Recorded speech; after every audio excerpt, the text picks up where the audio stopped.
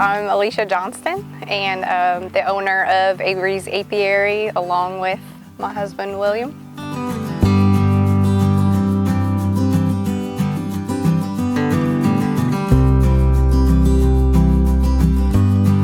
We had some free time, and I'm just kind of tossing ideas around, and I didn't really have a hobby. So we I pitched an idea one day of, what would you think about, getting some bees and seeing if we liked it. And we did. We reached out to a local guy, Blaine Petrie in Bayou Blue, and bought a couple hives from him. And he told us, he's like, you get 2, then you're gonna want 4. You get 4, and you're gonna want 10.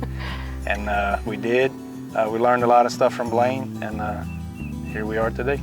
And he sold us what is a nuc.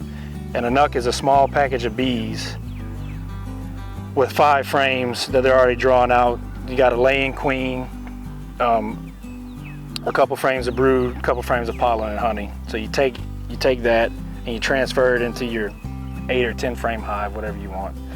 And then you put an empty honey super on top, and they'll start drawing it out, and they'll start expanding their colony. Or you could set swarm traps and catch them wild, and we've had instances where they stay, and we have instances where they leave, and you can get upset about it, but it's bees. If you catch a swarm of bees, they swarm for a reason. So if you transfer them into a box and the next day you go and they've already gone, they were swarming when you called them. So we're both from Schriever. We did move for a little bit when he was in the Marine Corps to North Carolina, but came right back home and started a family and this business. We just love this area. We love, everything that it provides. It's an awesome environment and just place for bees. They really thrive, especially here with the weather and the warmth that we have here. If you notice, our hives a couple of the boxes are painted. We let the community just get a box for free. We provided the paint and paintbrushes and just let them have fun and decorate and use their creativity.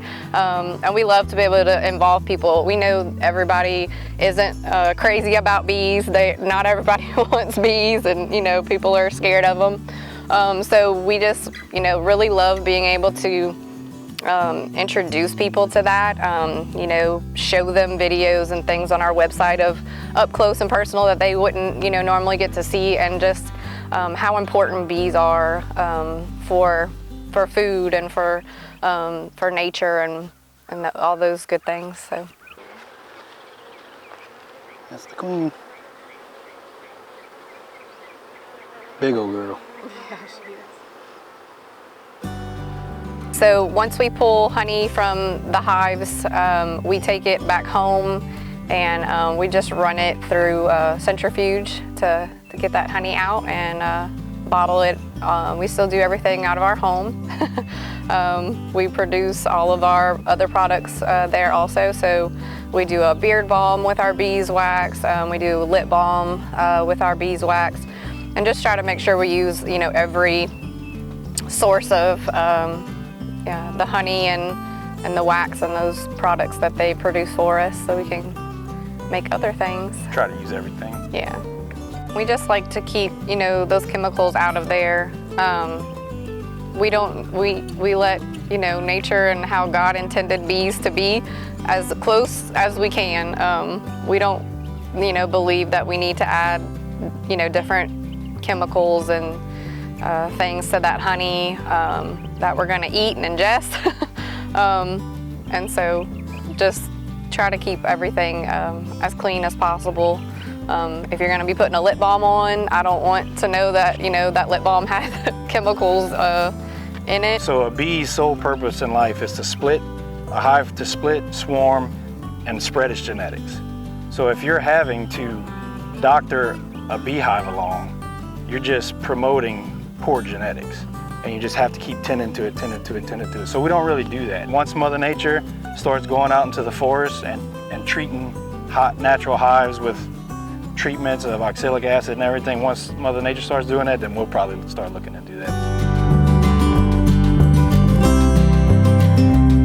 So right now they're coming off of the winter, and the queens are laying eggs, and they're raising brood to have, you know, a population to start gathering when the honey flow starts, which should be within the next month, you know. So we get a good spring rain. It produces a lot of flowers, a lot of nectar, a lot of pollen. We have a good season. So that season usually runs from end of March to around the 4th of July weekend is when we'll probably finish robbing for the spring flow. And then you'll have a fall flow of honey. It usually starts late August, depending on weather, late August to Thanksgiving, so end of November. And then with the harvesting process, our honey is, you know, we try to keep it as raw as possible. So we'll spin it in the centrifuge and we'll pass it through a sieve to get the big chunks of wax, the bee legs that break off, and you know, big chunks of pollen out of there. Because what happens is we're not heating it up and filtering it through a micron filter to pull everything out. But the importance about getting the big chunks out is like a big chunk of wax or pollen in a jar of honey becomes the catalyst for crystallization. So you try to pull that out to keep it from crystallizing as fast as it does. And we have the problem, our honey crystallizes pretty fast because it's as natural as we can put it out. So we have 3 little girls. They love to be out here. They're not into the beekeeping just yet. We have some suits on order for them. So hopefully you'll see them soon in some videos, and we'll try to get them to fall in love with it like we have. But they do a lot of behind the scenes work. Like, oh yeah, they love to help. Pictures. They love to paint. They love to paint the bee boxes, the supers, the brood boxes. They love to help her package, build, you know, boxes, package, saran wrap, all the products and everything. Put stickers on, label jars. I mean, they love to get involved. Yeah, if you have a product from us, their hands have probably helped with the packaging at some point.